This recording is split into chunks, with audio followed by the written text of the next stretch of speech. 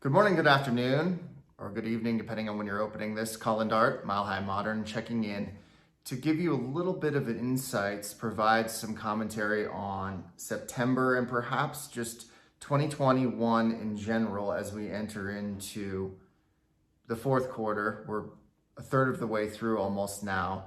And so talking a little bit about where the market has been, where we probably are going, at least I can extrapolate for definitely the next 3 to 6 months, and chat about some opportunities, some perhaps challenges we may experience.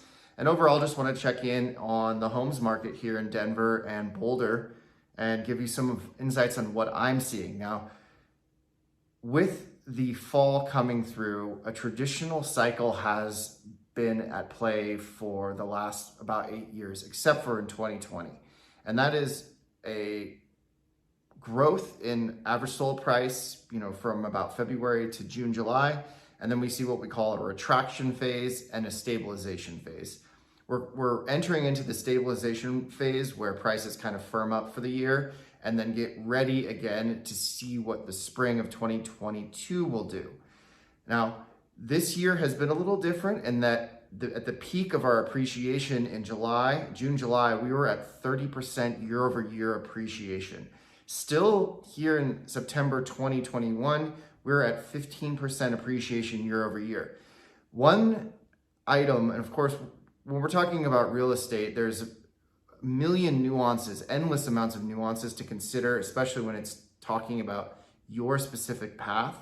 However, supply and demand is the easiest way to break it down. What's going on with supply and demand, and that influences pricing, and that influences competition, etc. So supply and demand, we saw the number of homes for sale actually went up in September.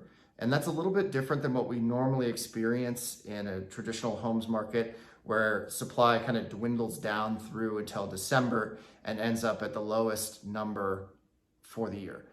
What's interesting though is I think while we are analyzing this year, and I think the messaging here really is if you're out in the market this year, especially on the buy side, this is the best time to be out generally as a buyer for the whole year.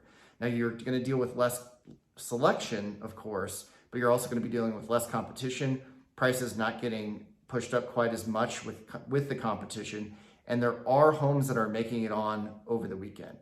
Does it making it through the weekend? Does it mean it's a bad time to sell? Absolutely not, because we're in an extreme seller's market. It's just less extreme. And so the pricing needs to be more reflective of the season. Does it mean that you can still get off market in a weekend and get multiple offers? Absolutely. There's buyers out there to support that strategy. So going into the remnants of the last part of the year, those are kind of considerations that are immediate. But when I'm talking about going back to the inventory conversation, is while we did raise up a little bit, I think 11% in inventory from August to September, we're down year over year on our number of homes, active homes. So from September 2020 to September 2021, we actually have less inventory than we've had. And remember, 2020 was the lowest inventory we kept recording ever in the history of the Denver and Boulder homes market. So what I'm looking out for is if we are going to continue going towards this low inventory numbers all the way through December, which I anticipate will be the case, we may end up for the lowest recorded inventory ever in the Denver and Boulder homes market.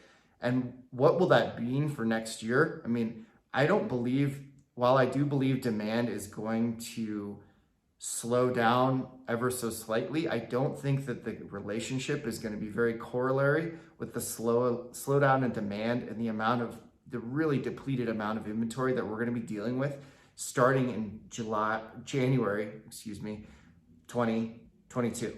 So to look out for what I anticipate, another extreme seller's market in 2022, interest rates will be rising, although not really anything of major concern unless you're on the bubble in certain price points in certain neighborhoods. That will change probably in the third quarter of 2022 when we will see a rise a little bit more pronounced, perhaps. That's what the Fed has been signaling. So I would say next year, be looking out for a little bit more of the same. I don't think we're going to see anything like we saw in 2021 as far as 30% appreciation year over year. However, you cut that in half, and that's still a very strong seller's market, and that's still a very competitive market, a great market to be in as a homeowner, and a great, exciting market to be in on really any side of the equation. Opportunities abound. I'm here to help identify what is best for your particular path, and I look forward to talking with you next month. Take care. Ciao.